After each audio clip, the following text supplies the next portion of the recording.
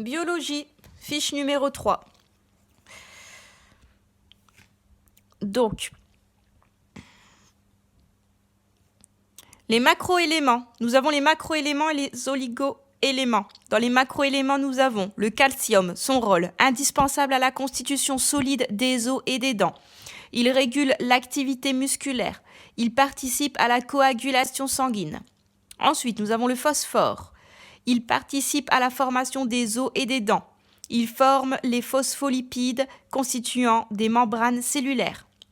Il faut savoir que le calcium et le phosphore sont indispensables pour assurer une ossification. Le magnésium, il est indispensable à l'activation de nombreuses enzymes. Il est nécessaire à la transmission de l'influx nerveux et à la contraction musculaire. Donc, c'était les macroéléments. Maintenant, les oligoéléments. Fer, cuivre, fluor.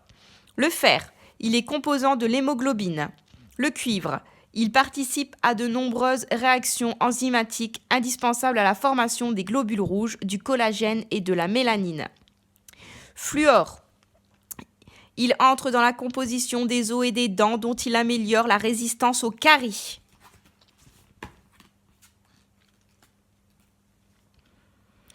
Ensuite, 1.2.2, les substances organiques. Glucides.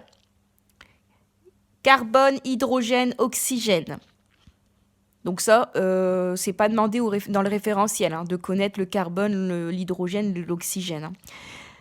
Donc, question du référentiel. Définir anose sur l'exemple du glucose.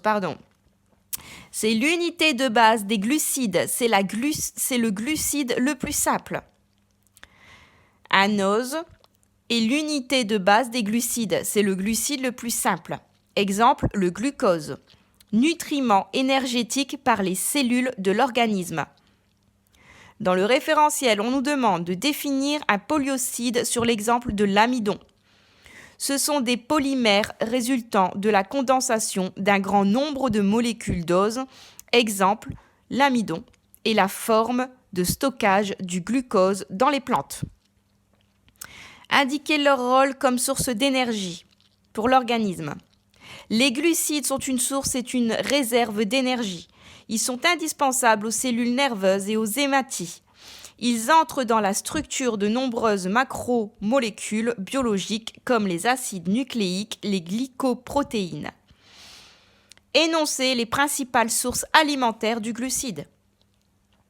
Dans l'alimentation, on distingue, petit 1, les oses et les diocides.